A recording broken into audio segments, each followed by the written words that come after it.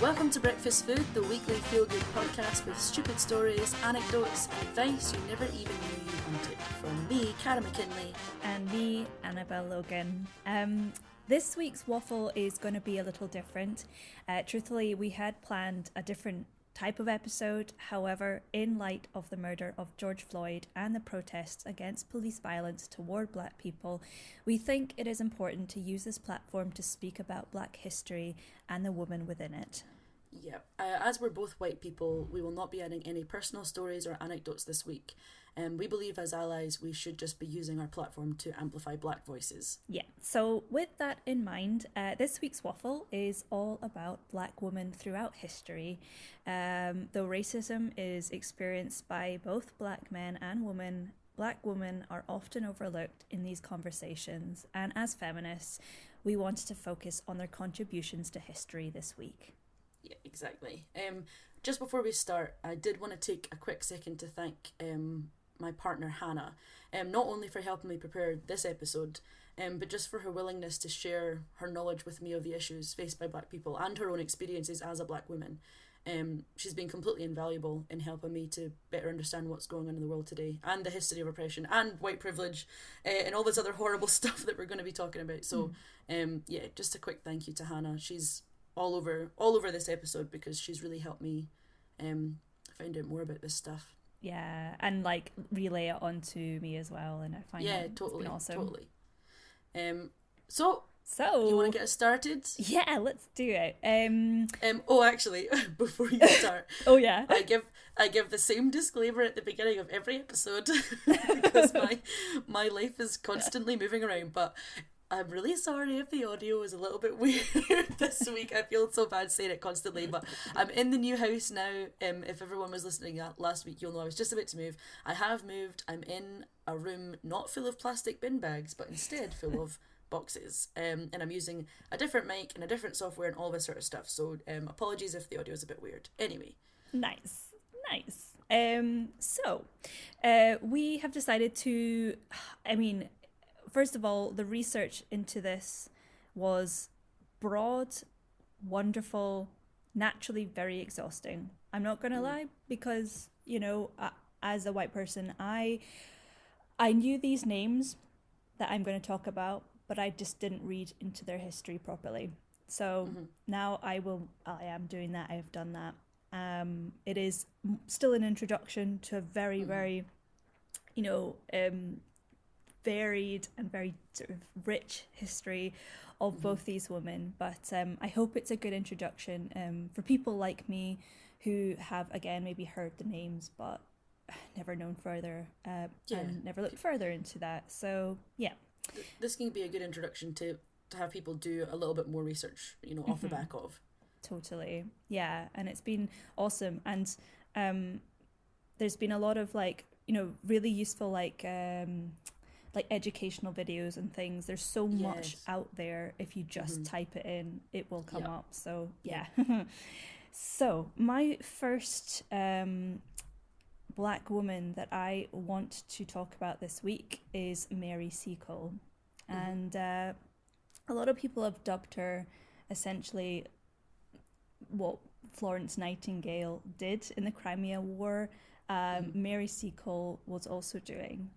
However, through history, she was forgotten for a long time, and people didn't realise in modern day quite how much she had done in her days. And so luckily I feel like she's been reclaimed a little bit, and people are starting to learn more about her life. But anyway, I'm going to tell you in my best words as I can who Mary Seacole is. Yes, please do. So Mary Seacole, she was born in Kingston, Jamaica in 1805. She was actually born to a Black mother who was a hotel owner in Kingston and a white Scottish father. So a bit of Scottish connection there. Now she herself, from a very young age, learnt a lot from her mother. Her mother was a local healer in the area she lived in Kingston, and Mary picked up a lot on the skills her mother was teaching her, and Mary became really fascinated in healing and basically the start of what nursing would be. Essentially, she really cared. She even had a doll, apparently, she would like basically practice on and try and heal, and she was just like very passionate about that from an early age. She actually married a gentleman while she was in Jamaica. His name was Edwin Seacole. He was a white man, and they were businessmen in a way. They tried to start up a general store in Kingston. It actually didn't do so well, so they moved back to her mum's hotel and helped basically run it and took it over. She had a pretty tragic time. A lot of stuff happened around 1843. First of all, there was a massive fire in Kingston, which actually burned down all the hotel. And in that same year, both her husband and mother died. Oh my God. Yeah, which is like quite intense. And she learnt very early on after that about cholera, because cholera also came to Kingston. And this was actually a real big kind of learning curve for Mary, because she started to see, kind of like understand what illness was, in the sense that, you know, how does cholera start, what spreads cholera, learning that it was a lot to do with like the hygiene of the time. And she began to try and treat cholera patients, and sort of she herself believed that cholera could be prevented by things like sunshine and like sleeping in a really nice bed. Obviously, scientifically, we've learned it's not about that so much, but it started her kind of path on how to care for people who were severely ill, and not only just treat them, but care for them lovingly, give them an important distinction. Yeah, absolutely. Like at the time, there wasn't so much nurture, there was just the treatment of people, and a lot of people were very, very scared. You know, it's, even if you were dying, say you could not be helped, there was no one there to comfort you, there was no one there to hold your hand. Mary realised very early on that this was something just as valuable as the actual treatment of what was going on. So, fast forward a bit in time, 1854, we have the Crimea War, which was a giant war between Russia and a few people on the other side, with the British, the French, and the Sardinians as well. And they were all fighting for a certain space within the Crimea. And it actually was later kind of like they found out that in the war itself, disease claimed lives 3.5 times more than the actual bullets. Wow. So it really showed like just what was happening, and it was a very unhygienic place to live. Like many war zones through history, you know, you hear of the disease that spreads through, and this was absolutely no different. So Mary decided that she wanted to make a difference, and she learned that Florence Nightingale, who was very well known at the time, was looking for nurses to go to the Crimea. So she was again quite privileged. She had connections in London. Her deceased husband's cousin still lived in London, and so she was able to go over there. Interestingly enough, it took her 2 boat attempts to go, because the first boat attempt she was thrown off because a white woman kicked up a fuss and said she's not meant to be on this boat, it's only Americans on this boat, and you're not American because of the colour of her skin. So she was thrown off this boat, but managed to get another and get herself to England. She went to the offices of Florence Nightingale. Now, Florence Nightingale had already left for the Crimean War, but Mary went anyway and was like, I'm here, I want my services to be used. But of course, in the interview, she was essentially rejected, and they said, well, we actually don't need nurses about this time, even though there were still nurses coming in for interviews. So again, she was turned down, and I think that's where she started to really see how the colour of her skin was affecting, what she wanted to do. So many people, I'm sure, at that point would have just given up and said, well, I'll just go back home. Not Mary. She decided she would go to the Crimea herself, which is kind of mad because, let's face it, it was a war zone at the time. She was going really on her own. So she headed over. Fortunately, again, for her husband's cousin was able to help fund her over there, and the both of them helped to build what they called the British Hotel. So it was sort of like a hospital, but it was more like a comfortable area and space where wounded soldiers would come and they would get fine things to eat. They would, have, there was even like luxury goods that they could in theory buy of her. She was a very savvy tradeswoman. On her journey to the Crimea, she actually bought a lot of kind of foods and spices and goods so she could set almost like a wee shop up. Yeah, so she second attempt at the shop. Yeah, exactly. She was like, in my heart, I'm going to do this. So she set up the British Hotel, and the big difference was it was a comfortable quarter. She called it the comfortable quarters for sick and convalescent soldiers. So she was very near the war zone. She would hear bullets exploding every day, all the gunfire, all the explosions from cannons and things like that.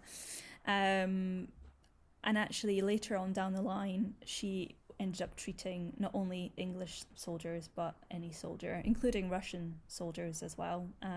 She didn't care. She wanted to treat people that needed help. Interestingly enough, during this time, there was a writer for the Times in London. His name was William Russell. He came over to the Crimea. He had heard about Mary and he wanted to write an article on her. So he spent quite a long time following her around, seeing and observing what she was doing. And he wrote back and wrote this article, and that really brought her to the forefront of people's minds, and people started to really learn who she was and what she was doing over there.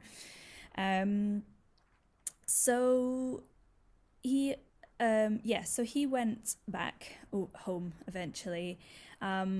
As the English and the Sardinians and the French were advancing on the Russians, I mean, there was back and forth all the time. There were little battles being lost and won by both sides, but they were still advancing. And that's when she was really treating every soldier on the battlefield. So the thing that they were all wanting to get was the claim of this city in the Crimea called Sevastopol. I hope I'm saying that right. And the British and French and Sardinians eventually won over this city. And that was really kind of the start of the downfall of Russian kind of control. They retreated overnight and headed on back to Russia. Now, you'd think after all that and the press she had gotten, she would come back and be received welcomingly with open arms, and people would remember her. Well, I would think that if it weren't for the fact that she was a black woman. Yeah, quite. And she headed home. Well, she headed back to London, actually. And all the things she had bought initially to set up her hotel, she couldn't sell them on anymore, and she actually declared bankruptcy on her return to London. She applied for other jobs in nursing, or even volunteered to go over to other war zones, and she was kind of denied. Well, she was denied all the time. So at the point in her life, which was the most desolate, she thought, this is it, I've been forgotten. Luckily, something did intervene for her. She again was visited by William Russell of the Times, and he reminded everyone again of the work she had done in the Crimea, and a lot of Crimean soldiers were very, very fond of her. She had a nickname. She was called Mother Seacole, and that really kind of shows what she was to them. She really helped them through. So people were reminded, and a fund was actually set up in her name, and because he was saying, look, she's on hard times, she needs our help. And amazingly enough, because of this, 40,000 people donated to this fund, and she was awesome. so she was able to live her life in London comfortably. However, as mentioned, after her death, she was pretty much forgotten in history, and we sort of started to see, you know, Florence Nightingale was the founder of modern day care and nursing, you know. However, Mary was doing it at exactly the same time. So yeah, as I say, it seems recently a lot of people have started to remember her name, and I think a lot of people remember her for being very steadfast in her beliefs, keeping ongoing despite the kind of odds against her, and she was obviously very determined and passionate in her cause, and so she was a really, really interesting woman to get to know a bit more and learn about. So that's my first woman that I've looked into, and I'm glad that her name's coming back up again. She's getting the what's the word I'm looking for? It's not recommendation. What's the word I'm looking for? Recognition. Yeah. I'm glad she's getting the recognition that she deserves. Yeah. An interesting thing to think about, or that I would like to sort of take and run with for a second, is you mentioned that she had a Scottish father. Yeah. And he was over in Kingston. Yeah. That was a point I was going to bring up later on. But it's worth bringing up now. Yeah. Cool. A lot of us here, especially as you can hear and as we've said many times, we are in Scotland, and I've seen quite a lot of people sort of making the statement of oh, we're not that bad here. Yeah. You know, we're not as racist here, and a lot of our stories are going to be coming from or my stories anyway from today are going to be coming from America and sort of other countries in the world, but it is worth noting and remembering that yes, we are just as racist here. And I bring up the Scottish father, sort of bringing that forward from the story because a lot of slaves or people who were slaves at the time, still the families descendant from them still carry Scottish surnames, which very much means that Scotland was at the forefront of the slave trade for a long time. Yeah. In Edinburgh itself, where me and Annabel both live, many sections of the old town, many buildings of the old town were built off of the back of slave trade money. So it's just worth sort of bearing that in mind when we sort of look around and say, well, my friends and family aren't, and therefore I'm not, and therefore we're not. Yeah. It's worth remembering that Scotland has a history in this as well. Absolutely. No, it's a really, really important thing to mention, actually. The next story contains discussions of murder and mention of rape, which may be triggering for some people. Would you want to hear mine? I'd love to hear your, absolutely. My first one. Yes. Her name is Daisy Bates, and she was an American civil rights activist, publisher, journalist, and lecturer in the 1950s.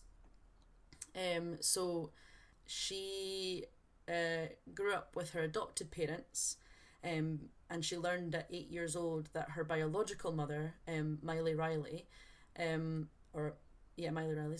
had been raped and killed by 3 white men when she was young.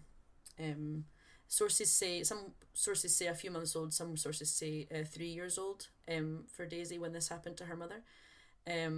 And her adopted father, Orley Smith, said that the 3 men were never found due to lack of devotion to the case from the police. So some things never change. So from there, she grew up with her adoptive parents. And in her teens, she married and moved with her husband to Little Rock in Arkansas, where they started a newspaper, the Arkansas State Press. And it was one of the only African-American newspapers solely dedicated to the civil rights movement at the time. And Bates herself was heavily involved with the civil rights movement as well. For many years, she served as the president of the Arkansas chapter of the National Association for the Advancement of Colored People, which I'll be calling NAACP from here on. It was sort of during this time as well that the Supreme Court ruled that segregated schools were unconstitutional. So the hope, obviously, from there was that schools would start to allow black people into white schools. However, as you can probably imagine, many white schools were refusing to let black people enroll at all. So Bates started to use her newspaper to basically big up the schools that did allow it and like tarnish the schools that didn't. And sort of put them down and put them on blast, essentially. But not only did Daisy call out the schools that were refusing to allow black students to enroll, she also spearheaded the enrolment of black students altogether. Because at the time, of course, her being so prominent in the NAACP, she got together 3 kids who were called the Little Rock nine kids who were called 3 kids who were called the Little Rock Nine. Don't ask me why. Crazy. Oh yeah. 9 kids who were called the Little Rock Nine. These were 9 black kids who were trying to enroll into white schools, and she guided and mentored them as they sort of tried to get through the enrollment process. But people were so against integration that the governor of the time called the National Guard to stand at the entry of the schools and only allow white kids to go inside. So the National Guard themselves were obviously severely racist and not allowing these black kids to get inside the door. And the Little Rock Nine also faced mobs and protests and violence and death threats and all that sort of stuff whenever they attempted to enter the schools. And it got to the point where the Little Rock Nine needed escorted in and out the building every day. Again, sources differ. Some say that they were escorted by ministers, two in front, two in behind of every student. And some say that President Eisenhower sent federal troops. So I'm not sure which one it is, but I've read both. But basically, the kids would go to Daisy Bates' home in the morning. From the home, they'd be escorted directly to the school and into the building. And I believe from class to class, Bates would stay in contact with every single one of their parents throughout the day to sort of keep them informed. And then when the kids finished school, they'd be escorted back to her house at the end of the day. And from there, they would sort of head off to their own homes as well. It was the only way that they could find to keep them even somewhat safe in this, which is absolutely unreal. Obviously, Daisy herself got given multiple threats. She had multiple windows smashed multiple times by people throwing rocks and things like that, but she kept going regardless. Sort of past this, she continued with her activism and throughout her life. She moved to Washington, D.C. for a time to work for the Demographic National Committee. Demographic? I can't read today. The Democratic National Committee and on anti-poverty projects. However, later on in life, when her husband passed away in the 1980s, she moved back to Little Rock. So she has done an insane amount of activism through the years, but she's best remembered for sort of guiding integration full stop. So she's well remembered and well revered as a woman who helped integrate schools. So she sounds incredible, and I love her a lot. Yeah, no, it's amazing. I remember I didn't know about Daisy Bates. I remember seeing a lot of the pictures of the Little Rock Nine and oh yeah, of them being kind of taken to and from school and stuff like that. I think there's quite a lot of images there. But yeah, that's so interesting, and yeah, I've never come across her before. So the more I read about her, the more I was like, wow. I found an excerpt from a book that was written about her, and it states in the book that she found one of the men who had been involved with the murder of her mother, And so she would go to the local commissary, which is like a supermarket-esque kind of thing, and stare him down, essentially. And the excerpt that I took from the book says, the young man's guilt would later force him to plead Daisy, in the name of God, please leave me alone. This ended once he drank himself to death and was found in an alleyway. Which I hope is factual, because imagine driving a racist to drink himself to death just by looking at him. Like, goals for everyone, honestly. Yeah. That is steely as heck, and I know, quite incredible. Wow, yeah. Thanks for that. That's great. Yeah. One of the main reasons that I wanted to focus on Daisy just now is because I think it's worth remembering that this happened in the late 1950s, early 1960s. Mm-hmm. So this was only 60-ish years ago.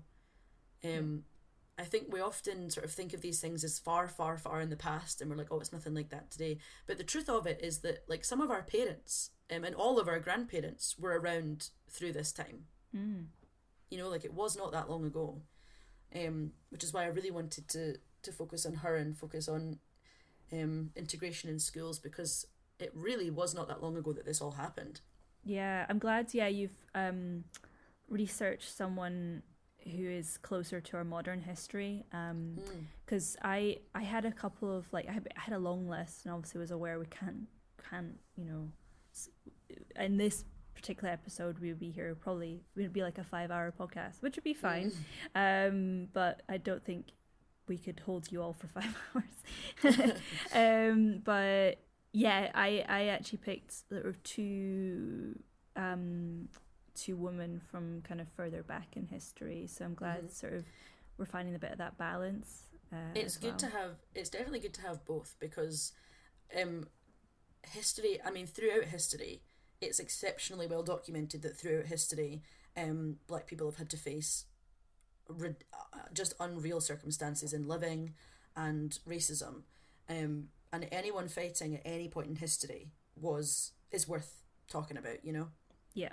So who's your second one? My second one is someone who, if you've had an American education, you will know all about her. Okay. We haven't, and I think any history I got about the American Civil War, she was definitely not included in it. So this is the very brief kind of condensed history of Harriet Tubman. I have heard the name, but you're right. I've heard the name as far as hearing the name. Absolutely, so I'm totally the same. Yeah, me too. And just reading about her, I was just like, damn, like, what? How do I know the name? And I know, you know, it's like you, like, in your head, you're like, oh, it's something to do with slavery, and that's kind of how ignorant it is. And you know, I'm not excusing myself for not knowing. I just know, like, our education system never focused on these kind of things. So I literally just saw someone posted, I think it was a tweet, and someone else posted it on their Instagram, and I saw it because I'm an old lady and I don't know how to use Twitter. But I saw someone say that like, British history classes are like, the 1066, here's some old kings. Skip over all the racist parts. Here's some wars that we won. Did I send that? I don't remember. Was it you? I remember. I retweeted that. I remember being on Twitter and seeing that and retweeting it. And it's a really. Maybe I saw it on your Instagram. I'm just stealing it from you. Yeah, I remember seeing, like, that's so true. And I actually watched a really good like BBC, like, quick interview this morning, and it had a woman, which I'll tell you more about later, called Leila Afsad, and she was basically saying the same thing. She grew up with a British education, and she was like, yeah, it was like, you learn about the Tudors, the Stuarts, Vikings, and then you kind of, like, skip to World War II, and there's just nothing in that anything else. And we don't talk about any of our racist past. We don't talk about slave trade. We don't have that in the curriculum. Maybe I'm wrong. Maybe it's happening now in schools, but certainly not when we were growing up. So. Yeah, not at all when we were. I would be willing to bet money that it's still not in the curriculum. But yeah, definitely when I was in school, I never heard a single thing about any of that. It was all been independent research. Yeah, totally. And now we're learning, and now we're doing the work, or Yes. starting to do the work that we should be doing. And yes, so Harriet. Hmm. Side note: there is an amazing film that I think it was nominated for an Oscar, Oh. and it's all about Harriet Tubman's life. It is called Harriet, and that's something on my list to watch. But I seen the Mm. trailer and it looks wonderful. Harriet was born Araminta Ross. It was a name given to her by her owners. She was born into slavery. Hmm. We don't know fully when she was born because again you were property and you weren't given, there was no records essentially of when you were born. So we think around 1822 in Maryland, and she spent her whole life on the same, not her whole life but her childhood life should I say, on the same plantation. Interestingly enough, for a lot of disabled black activists, Hmm. they see her as sort of a figurehead as well. When she was in like a teenager, she suffered a serious head injury. Basically, one of the kind of, what do you call them? The men, like the foremen, the kind of men that go Hmm. around making sure everyone's working.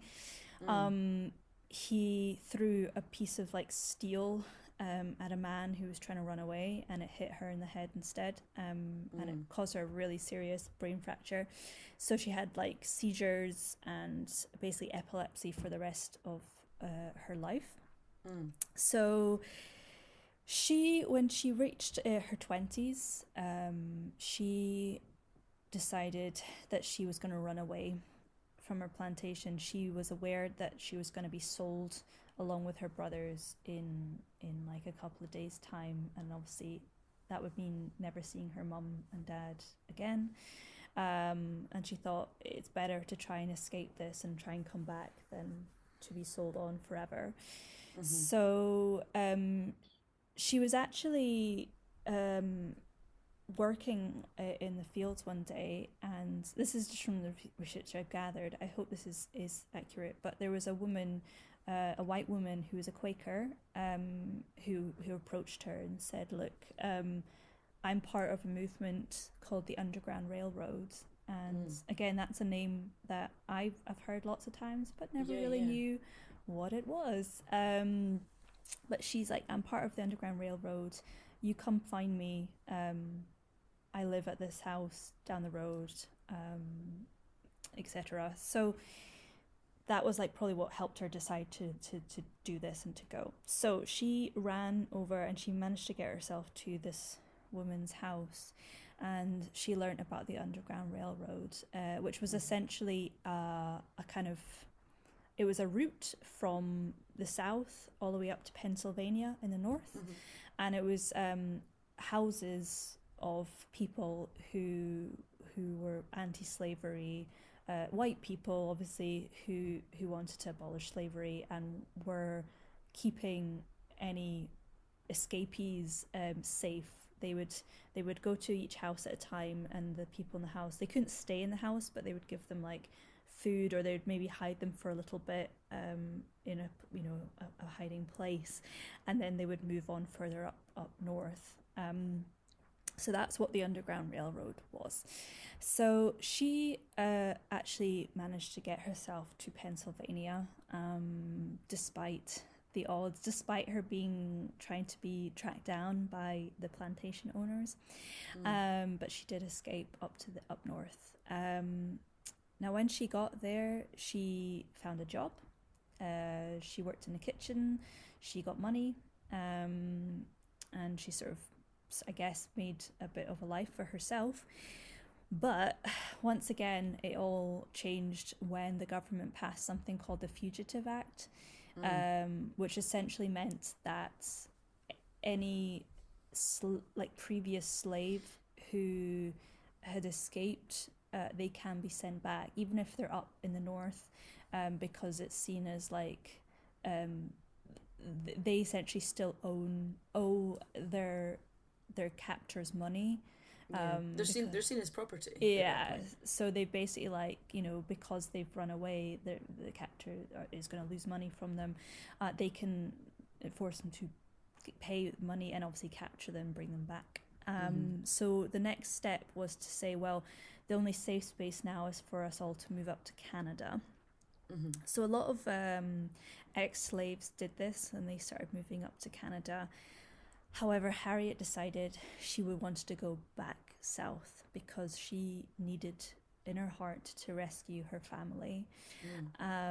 She was a very devoutly religious woman, and she always, throughout her whole life, maintained that God was guiding her. And I think in those moments of struggle, I think it gave her a lot of strength. So she went back down, and she actually ended up picking up her brothers, and actually not only her brothers but a group of other slaves who had found, like, or had heard about her. She started to be known as Moses, obviously quoting how Moses rescued the Jews back in the day, and parted the Red Sea and took them to safety. So she became known as Moses, and people started to join her. And I think they say she made about 13 trips from north to south without getting caught at any point, and no one got lost that she took. She apparently managed to rescue about 70 slaves doing this. And she also dressed as a man a lot of the times, because by this point she was known to authorities in the South. They had pictures up on her wanted posters, and she would dress a lot as a man to try and disguise herself. Now, a little later in time, during the American Civil War, she acted as a spy for the Union Army and a scout. And she was actually the first woman to lead an armed expedition in the war. Wow. Yeah, when you go on the Wikipedia page of this expedition, she's there, like, leading it, guiding it. And she guided this raid. It's called the Raid at Combahee Ferry. I hope I'm pronouncing that right as well. But that raid essentially liberated over 700 slaves, which is incredible and amazing, mad, and just kind of like I can't picture like that many people at one time that you are able to get out of that situation. And they are all ferried away on boats to safety.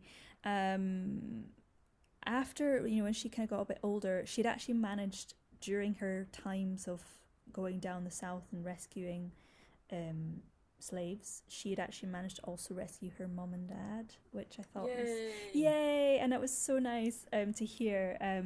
They were freed, like they were rescued, and they all eventually moved to New York together, and she cared for them until the end of their lives. And after the war, she couldn't rest. She was always going to be an activist, and she became very vocal as well in women's suffrage at the time. She died in 1913, an old lady with a very rich and amazing history. That's incredible. Yeah, so that is Harriet Tubman, and that is why people know her name. If maybe we didn't know about what she was doing, but it's quite a story, and I'm so glad to have read more into it and learned about her.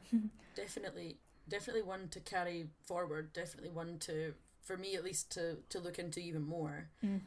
Because like you say, it is ridiculous that here in Britain we don't know these names, or they're not household names, and if we do know the names, we don't know the stories. Yeah. Shall we go into your next story? Yes. Yeah. My next story is Miss Major Griffin Gracie.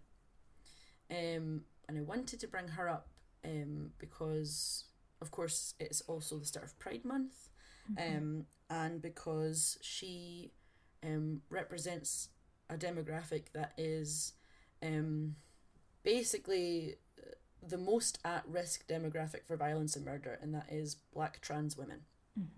So Major Griffin Gracie, or Miss Major Griffin Gracie, seriously, was one of the activists prominent in the Stonewall riots.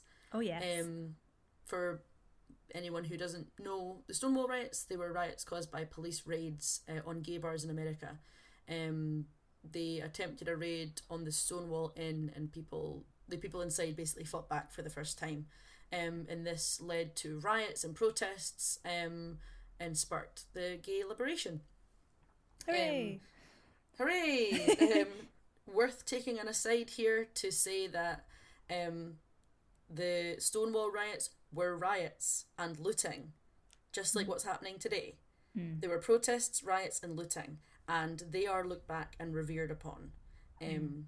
Just for, I've seen quite a lot of people, condemn the current protests because they're getting names like riots and things like that. Yeah. Every big movement in history has been a riot. The miners' strike was a riot. The Stonewall riots were riots. The only reason that people are looking at these ones any differently is because they're centered around race. Yeah. So keep that in mind. But anyway, I'm going to focus on Miss Major Griffin Gracie, but there are other trans women to remember in these riots as well, such as Marsha P. Johnson and Sylvia Rivera. But today I'll focus on Miss Major.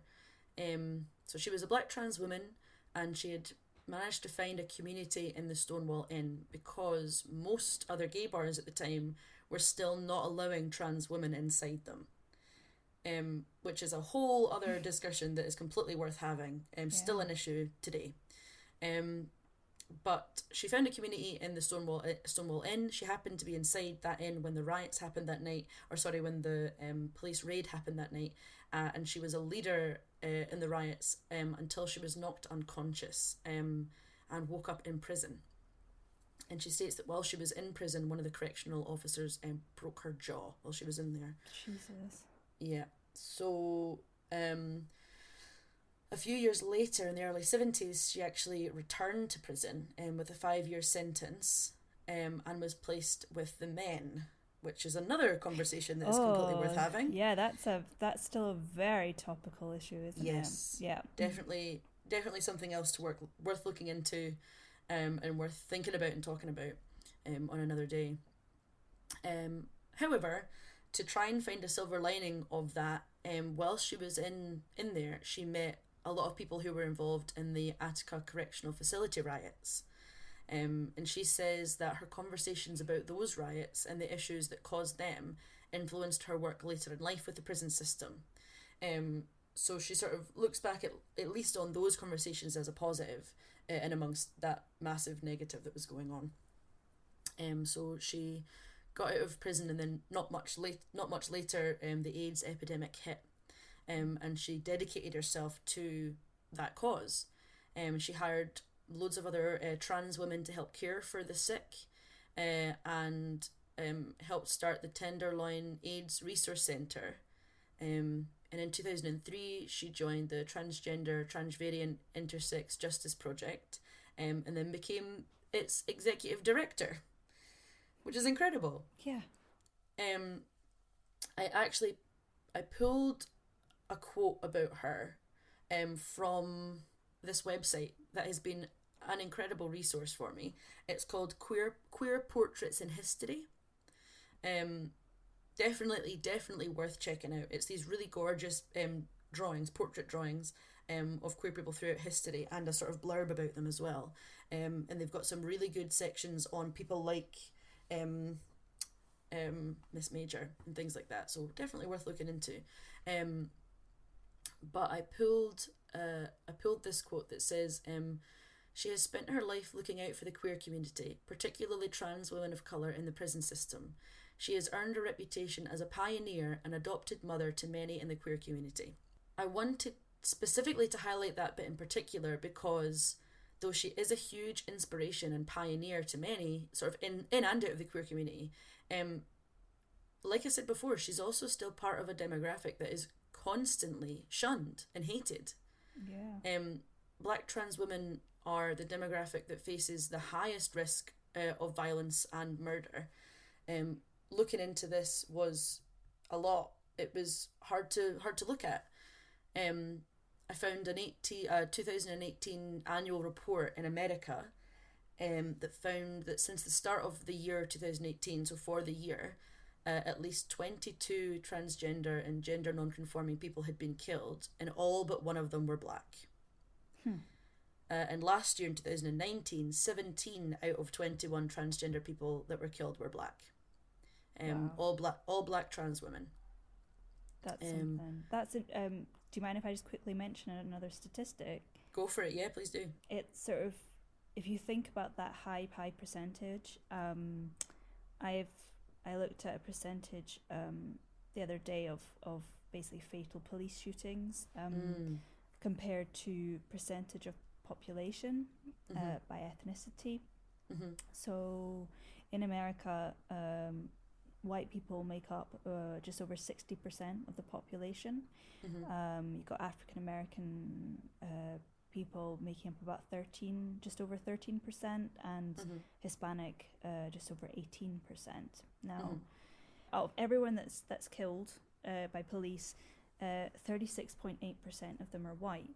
Yeah. Now, this is where it's very interesting, because this is where a lot of white people who dig their heels in with any of this say technically more white people are killed than African American people in the US because of that disproportionate percentage of just there's 60% of white people in the whole population. Yes. So you have your 36.8% being white, and you've got 23.4% who are African American. But you've got to keep remembering that out of the whole population, only 13.4% of people are African American. And I think that happens a lot. I see a lot of those comments. I was looking through Twitter feeds, and I think, I clicked on, there was like a trend for a trend hashtag on Twitter the other day, and I saw it and I was like, oh God, and it was White Lives Matter. Now, oh, don't start me. I clicked on it, but amazingly enough, it had been taken over and essentially hacked by the K-pop community. Yes. Did you hear about that? Yes, Hannah told me. Yes, Hannah told me about this, and we were sitting. I think it was last night or the night before, just chatting about basically.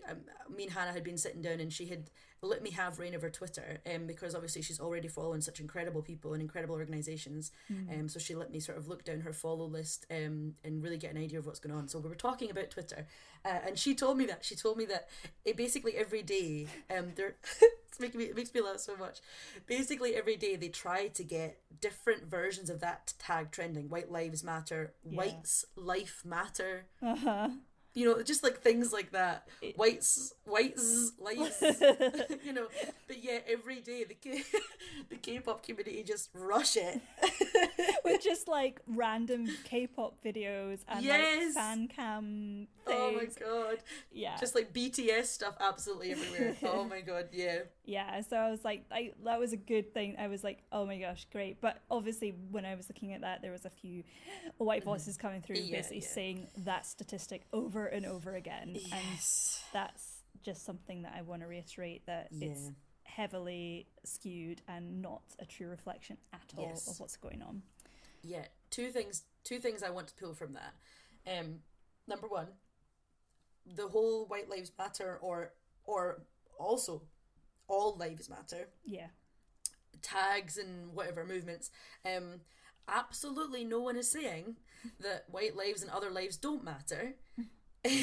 What we're saying is white privilege means that white lives haven't been put in jeopardy. Black lives have. We're not saying that no one else matters. We're saying that I think I don't remember where I saw this the other day, but it was just a really good way of describing it. It was like if your friend falls and hurts their knee, you don't then go around absolutely everybody and give them a plaster. Yes. You know what I mean? That's what it is. It's not that other people don't matter. It's that white people, because of systemic racism and because of white privilege, we don't need to have a movement. We're already privileged. We're already, you know, doing fine. So shut the fuck up. Shut the fuck up. Shut the fuck up. Yeah, I saw a similar one. You might have seen it as well. I think it's a mutual friend of ours, about houses burning. Did you see that? Oh yeah, of course, yeah. I quite like that one as well. It was just sort of I can't remember what it was. It was sort of like, all these houses need done up, and they're like, but this one is burning over here, and the guy's like, well, all houses need done up, and so this house just burns to the ground. And exactly, like, if one house is on fire, you don't go around to all the houses and fit them with a new kitchen. What the hell? Yeah, it was really cool. I also, another thing I wanted to bring up, because you brought up more statistics, was I had found a statistic from this and really incredible resource, which I'm actually going to have as one of my servant suggestions, so I'll come back to it, but I'll tell you the statistics now. And it was a poll and a census done in New York in 2013, and it was percentages of men and percentages of women stopped by the police, percentages in ethnicity. So the percentage of white men stopped was 10.5, stopped in their cars, or 10.9, sorry. The percentage of Latino men stopped was 29.3%, and the percentage of black people stopped was 55.7%. And for women, it was very, very similar. 13.4% white people stopped, 27.5% Latina people stopped, and 53.4% black people stopped. And much like your point a second ago, according to a census of New York City that year, only 27% of the residents were black. Yeah. So 27% of the residents are black, but let's call it 55% of all stoppages from the police are for black people. Yeah. Wow. Isn't that something? It's absolutely incredible. Like, it's hard, and this is another thing that I was speaking to Hannah about, is I keep thinking things like, it's hard to imagine, and Hannah keeps, reminding me that no, it's not. It's only hard to imagine if you haven't had to grow up with it and deal with it. Yeah. It's I was saying that this morning, that through my youth and my teens and even my early 20s, I never had to think of the police as anything other than protecting people. But that the reason that I thought about it that way is because I'm white and they want to protect people that are like them. Yeah. And that's of course not to say that only white people are in the police. All races are in the police. But the system itself is racist from the top down. Yeah. And from the ground up. It's racist in all directions. It needs to be overhauled. It completely does. Not trying to cite like crazy revolution sort of like terror and violence, but there does need to be upheaval, a renewal, something. I am trying to cite revolution. I want to cite revolution, but I don't want to trying to cite revolution. Death, if you know what I mean. No, obviously not. Obviously not death. But I saw who's been absolutely an incredible resource to look at is Kiki Palmer. She's been going out there. She's been doing incredible things, and she's been saying really poignant things. And one of the things was, again, with people complaining about riots and looting and things like that. And she was basically saying, like, you know how difficult it is to protect and uphold a society and a system that is based on putting you down. Yeah. And just because from the outside, from white people that are just now getting on board with all this, what they're seeing is a black man was murdered by police and now everyone's going nuts. But that's not what it is. It's that throughout the entirety of history, black people have been murdered by white people and put down by white people, and the whole system is based around keeping black people down. And the sort of Kiki Palmer's point was that, how can you expect us to then stand for this system and protect this system when it's never protected us? Yeah. But anyway, And you mentioned one last as well, I think with her that it's not because he was black.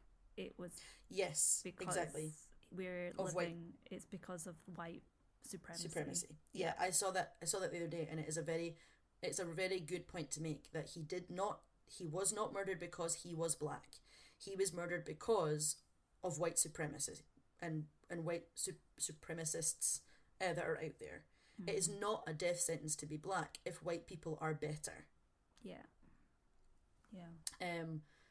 Just to cycle back really quickly, to Miss Major and cycle back to black trans people. Not only are they at the highest risk of being hurt or killed, they're also the least likely to get jobs. So Miss Major is still alive today, and due to who she is and her activism and just what she is, she does not have a retirement fund to live off of. There is, however, a donations page which we'll link in the episode description. So if you do want to donate to her retirement fund, you can do.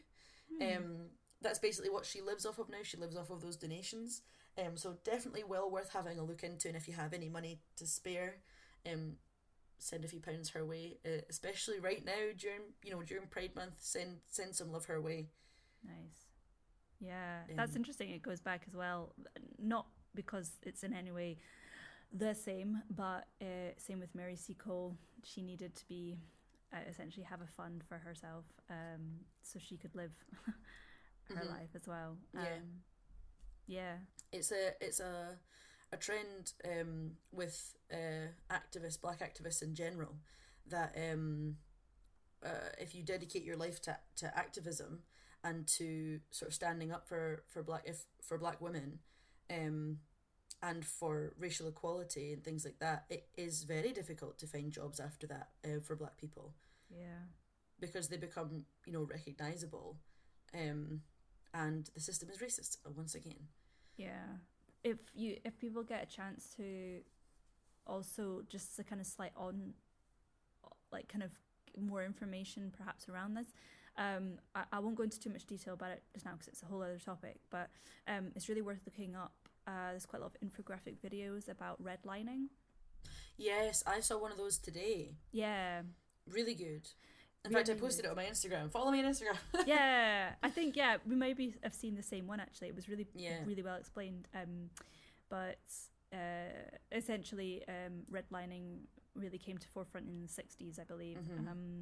And it essentially divided up neighborhoods in cities and towns around America into like kind of high class rich neighborhoods, sort of kind of like desirable neighborhoods and non-desirable neighborhoods, and naturally the lines were drawn basically around black communities, and they were barred into these what were called non-desirable neighborhoods. So it meant that black people growing up in this time, a lot of the time were either denied bank loans completely, because they were seen as living in a poor area and therefore they wouldn't be able to pay anything back. And also it meant that even if you did get a loan as a black family, for every £100 a white family got through a loan, black families would only get $100, black families would only get $5.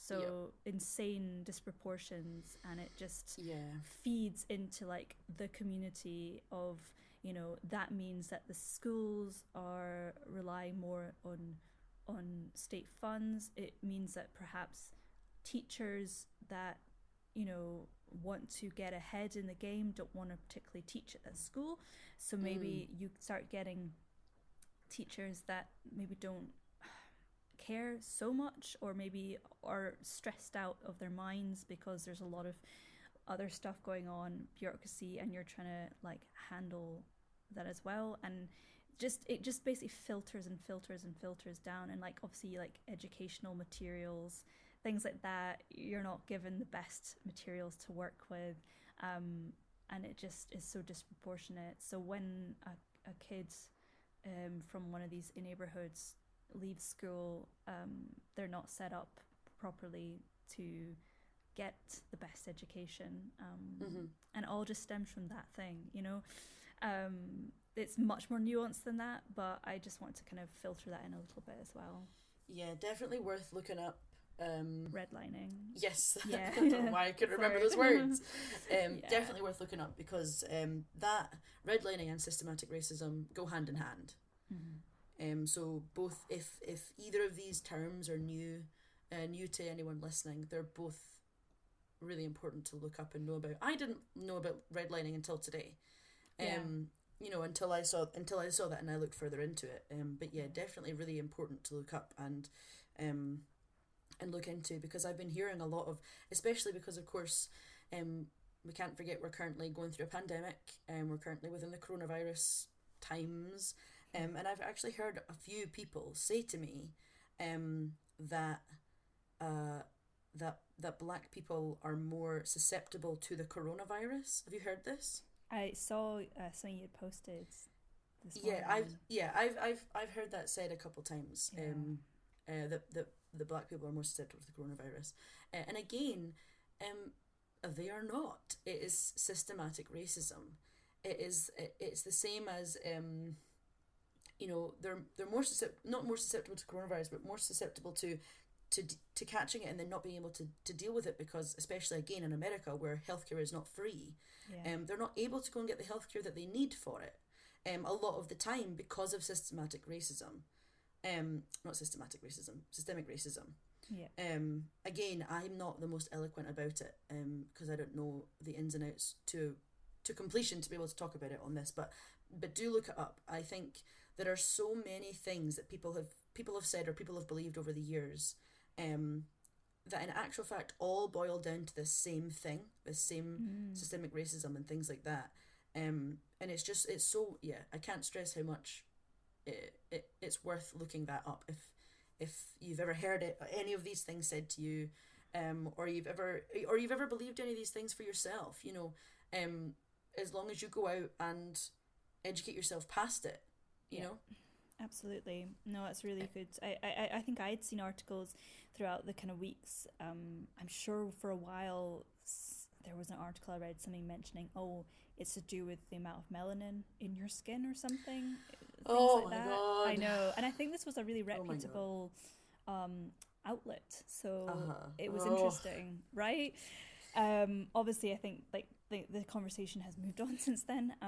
But it's amazing that was even thought of and absolutely ridiculous, because like that goes right back, that idea that, you know, that a virus can affect one race over the other race goes right back to medical racism. I don't know how. I actually just listened to a good suggestion, actually, one of my serving suggestions, but I might as well move on to it because it's going that way. Let's do it. One of my serving suggestions this week is actually another podcast called Sawbones. Ah, yes. And it is a medical history podcast. Some people have probably heard of the McElroy brothers. They do podcasts like The Adventure Zone, and My Brother and Me.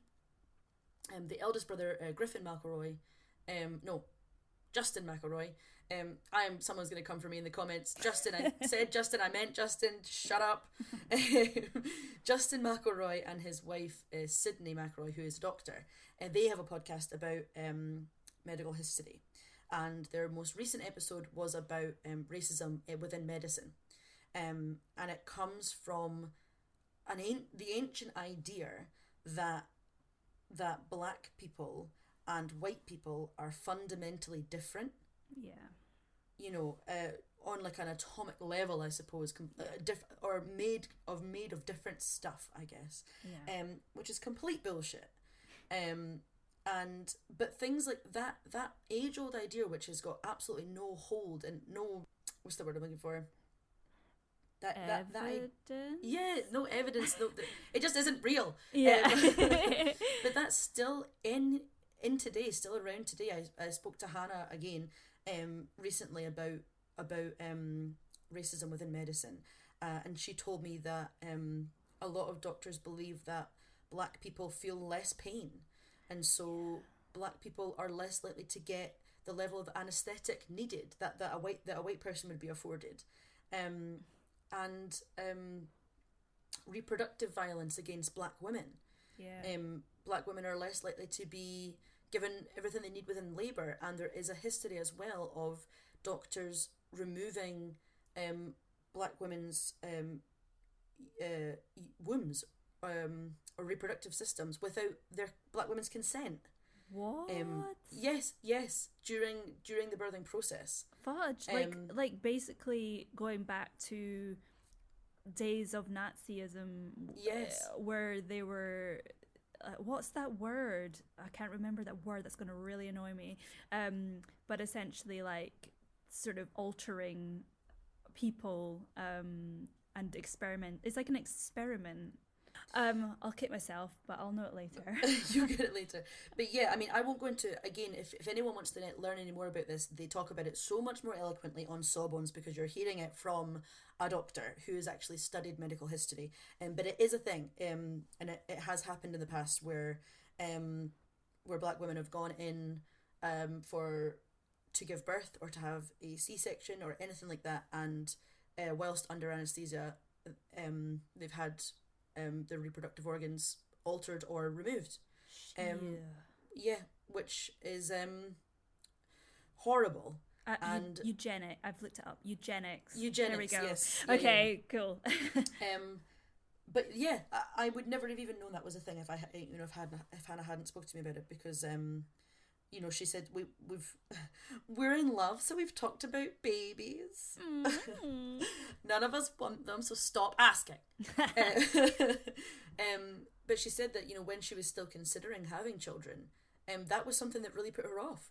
Yeah. The fear that could happen, because even today it could happen, and that would be a room full of people to be complicit in that happening. Yeah. To someone. Yeah. So yes, if you want to know more about that, more about, like you said a second ago, about experiments done solely on Black people, for no reason other than they were seen as lesser. If you want to know more about that within medical history, Sawbones is a really good podcast. That's super. Yeah, I've got a few. I've not listened to these podcasts yet, but I have a few that I've been recommended to listen to, so I'll mention them just so we all know, and maybe we can like listen to them, or I'll be listening to them later doing the line. I'll be taking all of these away as well. Yeah, I know. I mean, like I've been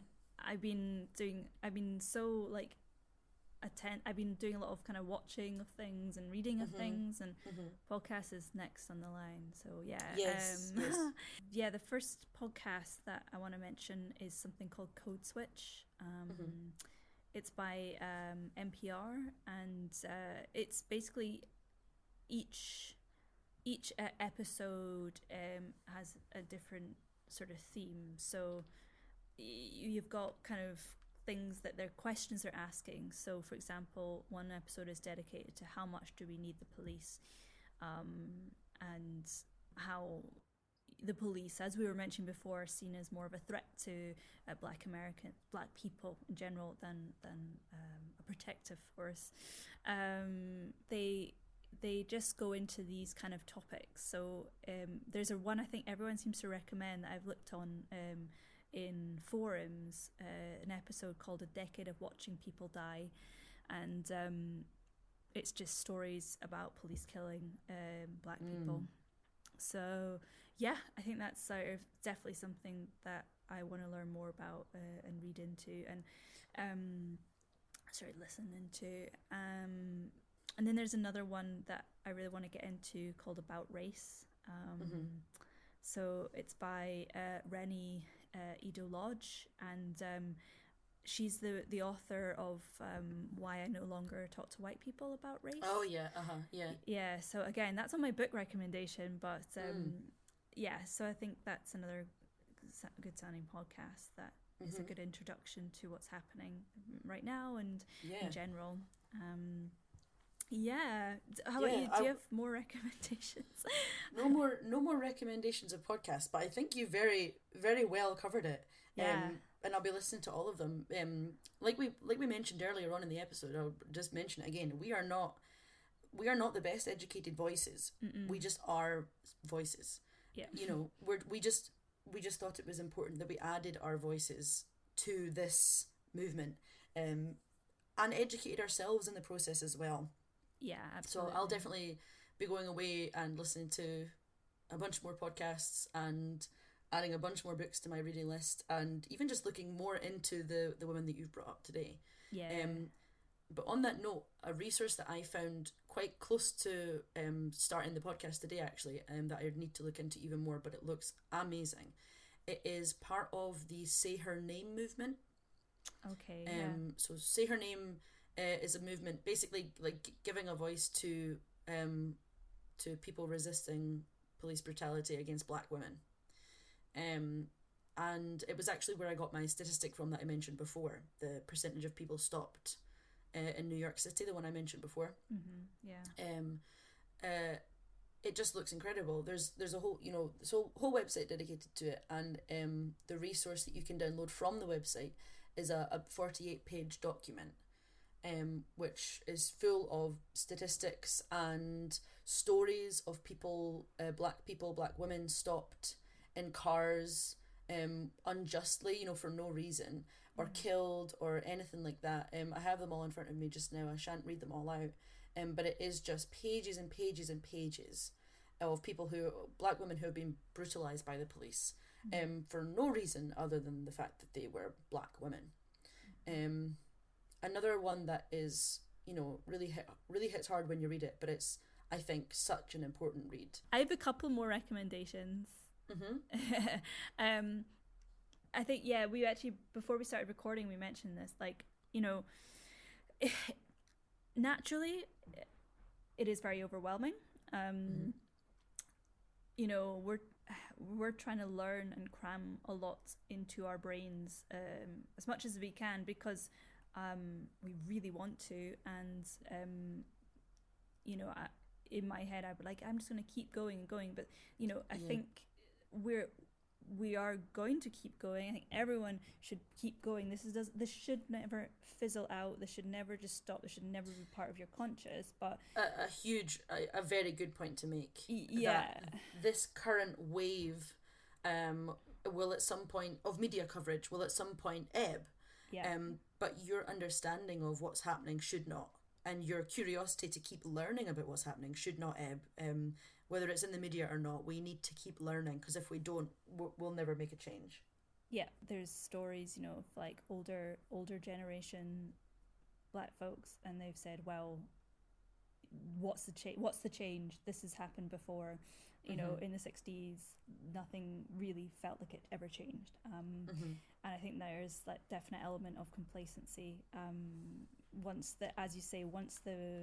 the media cools off, once the protests calm down, because you know they will rage, and they can't sustain the same rage for all that time. You know, in a rage I mean like a fire burning rather than like riots, but it doesn't mean that people aren't working tirelessly to make these protests matter. But yeah, basically I was just gonna like add, just start seeping these things into your everyday lives. I don't think, you know, don't expect that you're gonna read 10 books in a week and know everything. And don't like burn yourself out over it, and you know, don't let the white guilt sit in so much that you're like on edge and anxious all the time. However, if you can perhaps swap out a usual TV program you might watch on Netflix for something else. Dear White People is honestly an amazing piece of writing, and I've just started it myself. It's basically it's set within a university grounds. It's like a microcosm of systemic racism within these grounds, and it's so well written and so well rounded, and it really raises all the questions we are asking ourselves right now. So why not start putting that on instead of, you know, whatever else you've been watching. There's, as you were saying about Martha P. Johnson, there's a really good documentary that's worth watching on Netflix. And there's a new documentary that's just come out called 13th. Yes, I've been seeing that around a lot. Yeah, I really want to sit down and watch that as well. But it's about the prison system in America and the disproportionate, again, statistics of Black people within the prison system. So yeah, do things like that. Listen to podcasts while you're out. Start to follow. I think we both have a few kind of accounts, or I do anyway. Like Instagram accounts. If you use Instagram or Twitter, start to just follow different people, so they start to just come up in your feed naturally, and you start just learning and listening, and it doesn't really change your day-to-day life, but you're absorbing that as you're going through. So you're more aware of what's going on, and you're more aware of the news as it happens as well. Yeah. If you have these people, especially on Twitter. Recently, I don't even have Twitter. I literally just like hover over Hannah's shoulder when she goes on her Twitter now. I'm trying to learn, but it seems like genuinely Twitter's the only reputable news source at this point, because we saw a video the other day that was the original video, and then the video that had been used and cut by CNN. And it was a video of two police cars and protesters standing in front of them. And the video that you see on CNN is one of the police cars sort of slowly making its way through the side of the protesters as the protesters all move out the way. And then the video cuts. And then the actual video keeps going where the other police car rams through the protesters. And it's, like I said, the video is cut before we see that part on CNN. So, and the BBC are no better. So I would keep an eye on, like you say, I think following more people involved in the Black Lives Matter movement means that you will be seeing the actual side of the argument and not what's presented to us in the media to make us feel like we still need the police. Yeah, that's a really good point to make. Do you mind if I read out a few names that I've been finding really good? These are people, they probably have Twitter accounts as well, but I know some of them, if not all of them, do. But these are all accounts that I follow on Instagram. Yeah, go for it. So we've got Amanda Seal, who I think is very, very enlightening and very, very funny. She's a comedian, American comedian, and she created something called Sassy, Funny and Black, and it's essentially what she calls a live comedy game show, and it celebrates Black culture. Amazing. And she's got like loads of Instagram stories like in her highlights on it, and you can kind of get an idea of what happens in it, how it runs, and it's very live, like extremely like lively and like full of like noise, and basically she says is like she wants the audience to clap back all the time, so it like involves the audience and they become part of the show. But her posts are really funny as of late, very angry posts, but in a very constructive, very, very passionate way. And I think as a white person, I have really learnt a lot from what she's talking about. Another woman who, this is from actually, I think I mentioned her earlier, Layla Afsad, the author of Me and White Supremacy. She also has a podcast called the Good Ancestor podcast, and she again is British, or she had an education in Britain, and she sort of talks a lot about that. And there is a BBC article BBC News article she was involved in, I think yesterday, and she made some really valuable points about that too. You've got someone like Rachel Cargill, who is a writer and activist. You've also got Brittany Packnett Cunningham, who is an activist and co-founder of Campaign Zero, which is a campaign for ending police violence in America. So all totally worth a follow on Instagram. There's so many people that you can There's so many, follow. yeah. I also have No Name Reads, which just gives you quite a lot of really good anti-racist books to read. We've also got things like UK Black Pride. They've been posting some really informative stuff recently.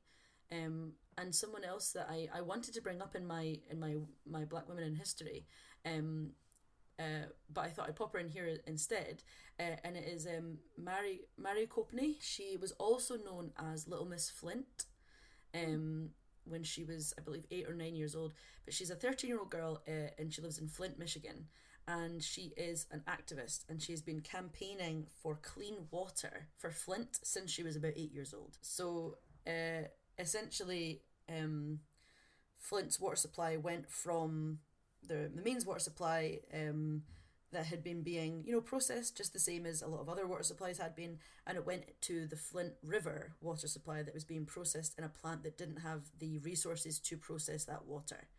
It would cost $100 a day to process the water, which is not, which is doable. It is, yeah.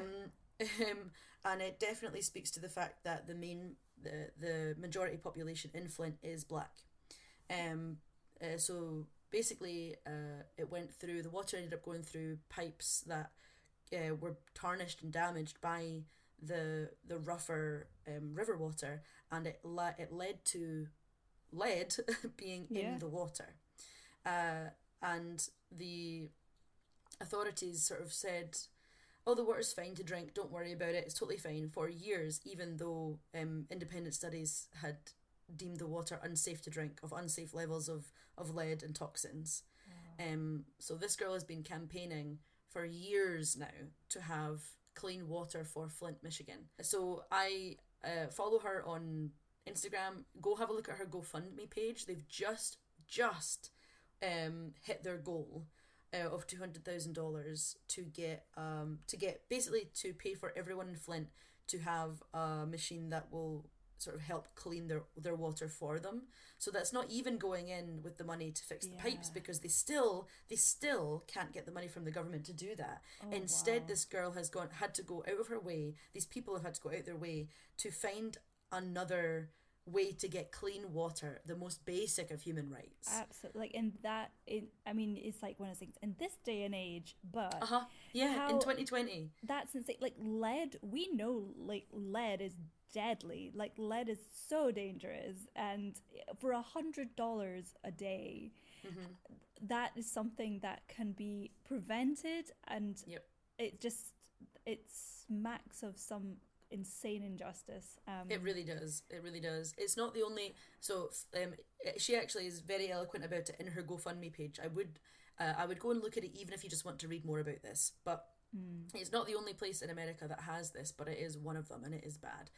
So give her a follow. She's my person to follow, along with a few other people that I mentioned already. She is just absolutely inspiring. I think she's incredible. Yeah. Gosh, like even the thought of having her whole, like half of her childhood has been spent like campaigning for protesting such a basic human right. Yeah. And it's just so sad that that's it's good, it's great she's campaigning, it's good she's sort of like using this energy for good, but my goodness, like she's a child as well. She should be allowed to also be a child, like not have to worry about this sort of stuff. And how wonderful to just have clean water and have a childhood. So, but my other serving suggestion was just to shout out some charities, Cool. For especially because we've talked a lot about history, and we've talked a lot about things out with, although we have also talked about George Floyd himself and what's happening currently. So if you want to, and if you can, donate to charities, there will link loads of them in the description for this episode, but you've got ones that are Black Lives Matter, the Minnesota Freedom Fund, Reclaim the Block, or a few international charities. There's also UK anti-racism charities such as Show Racism the Red Card, and the Runnymede. Runnymede, yeah. Runnymede, that's the one, yeah. But we'll have a list. Even if you can't donate to them, just share them about. Maybe someone else can, Totally. That's great. But those were all my serving suggestions.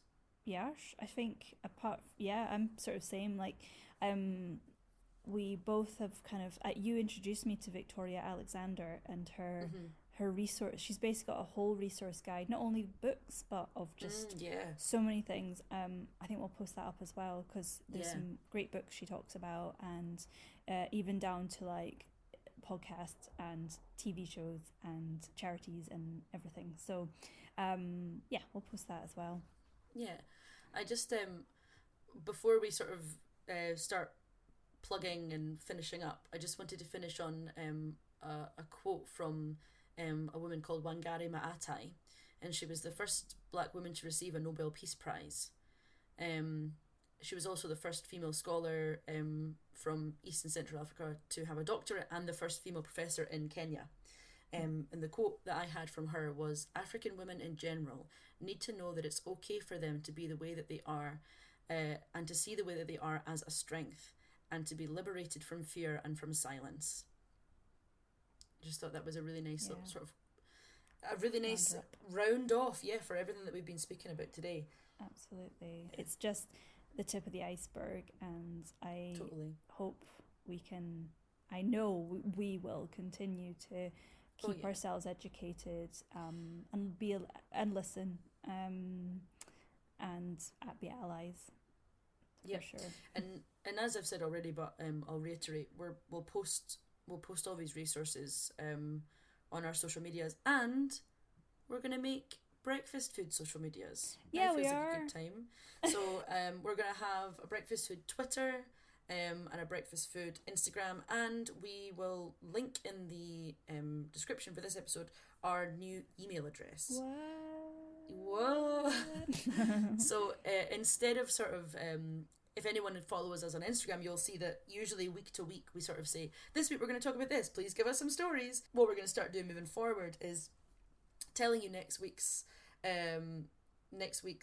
episode idea during the podcast, to give you time to think about stories and to send them down to us.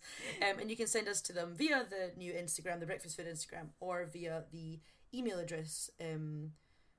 Next week's episode, I believe, is going to be about pets. Am I right? Yes, I believe so. I know. I have no idea what I'm going to talk about, but you currently have 2 pets. You've got loads to talk about. Yeah, it'll just descend into poop stories, I'm sure. I know. It's fine. I need the world to know about your stoned dog. Oh my gosh, yes. Well, that will definitely be in there. Thank you for reminding me. I know. Tune in next week to hear about Annabel's stoned dog. Oh my goodness. So if you guys have any stories, funny stories, anecdotes, just like, stories about your pets, then please send them to us. Have a look out for the breakfast food Instagram, the breakfast food Twitter, and do you have the email address there at all? Yes, the breakfast food email is very straightforward. It's breakfastfoodpodcast, all lowercase, at gmail.com. So that's awesome. breakfastfoodpodcast@gmail.com. And we'll put it in the description as well, so you can check it out.